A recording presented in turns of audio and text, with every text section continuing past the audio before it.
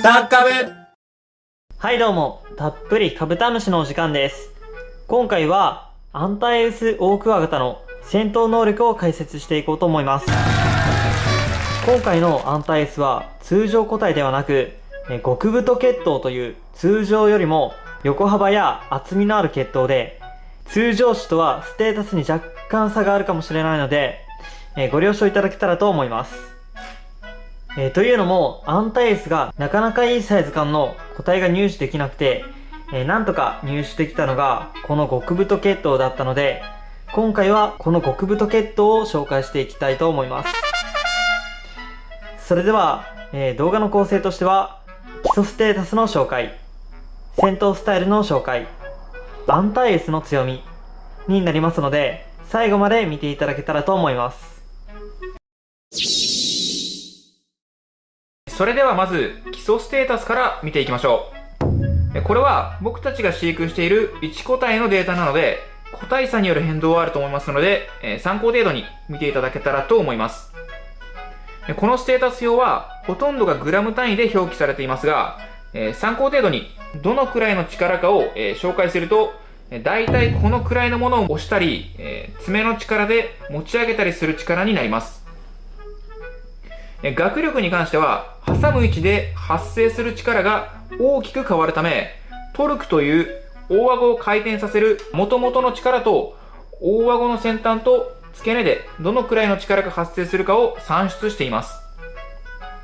それと今回の個体は公職から約1ヶ月の時点で測定しています。アンタイウスはよく世界最大のオオクワガタのグランディスと比較されることが多いのですが、グランディスよりも横幅があり、大顎も太く、とても力強い外見をしています。そんなアンタイウスの特徴として、やはりドルクス属ということで、学力が非常に強いです。とは言っても、国産オオクワガタやグランディスと比較すると、あまり変わらないので、あくまでクワガタ全体で見たら強いという感じになります。このアンタイウスくらいの学力でも、大顎の付け根付近だと、約 10kg の力がかかるのは驚きでした。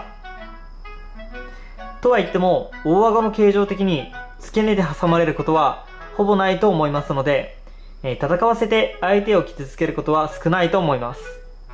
そして押し力はさすがドルクス族というレベルで 1100g オーバーというかなりの力を持っていました。やった！これはほぼ同体長の国産オオクワガタよりも強く、種類による差のように感じました。正直この体格でこのレベルの押し力を持っているクワガタは少なく、ドルクス族以外で例を挙げるとセアカ 750g、 カステルナウディ 145g、 国産ミヤマ 435g、 アマミノコギリ 430g といったように、この 1160g がいかに高い数値だということがわかると思います。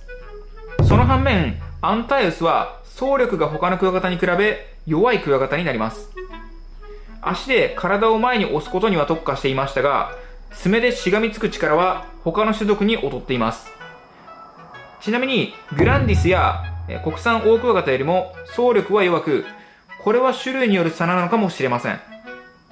そして闘争心は今回の僕たちの飼育している個体だと B 評価ということで、威嚇はするけど自ら戦おうとはせず、相手が向かってきたら反撃するといった程度になりました。このあたりは戦闘経験を積ませ、勝ち癖をつければ上がっていく可能性もあるので、現状での評価になります。続いて戦闘スタイルですが、アンタイウスは他のドルクス族によく見られる低重心で戦うというところは共通ですが、他のドルクス族よりもさらに下を向いて戦います。個体差による部分もあるかもしれませんが、他のドルクス族には見られない動きで、後ろ足で腹部を高くして体を斜めにして、より相手の下に潜り込みやすくしているのかもしれません。このスタイルは相手に攻め込まれにくいのですが、アンタイウスは相手に接近すると、どこでもいいからとにかく挟もうとします。このポンコツ AI によって歯車が狂い始めます。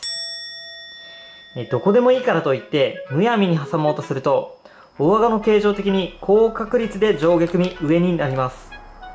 そうなると走力が弱いため、相手が上方向に力を加えた瞬間、持ち上げられてメンタルに大きなダメージを受けてしまいます。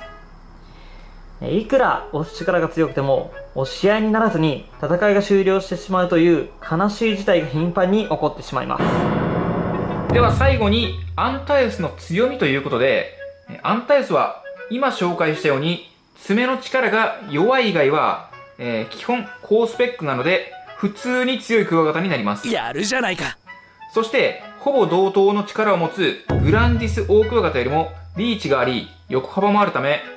攻撃範囲に優れ相手に挟まれにくいという面でグランディスよりも強い部分もあります。そのため純粋な押し合いになればかなり有利に立ち回れ、下に潜り込めれば妨害されにくいというメリットがあり、その反面持ち上げられる力に対しては弱いというデメリットもあります。今回アンタエウスを調べてみて、強いけど弱点もあるみたいな、普通の強キャラといった位置づけのクワガタという印象がありました。このアンタエウスは押す力は強いけど爪の力は弱いので、爪のかかりがいい場所と悪い場所でどう影響を受けるのか未知数なので、そこもある種可能性を秘めたクワガタかもしれません。はい、ということで今回はアンタエウスオオクワガタの戦闘能力の解説でした。今後もクワガタ関連の動画を上げていきますので、興味のある方はチャンネル登録、高評価、Twitter のフォローよろしくお願いします。それではご視聴ありがとうございました。ありがとうございました。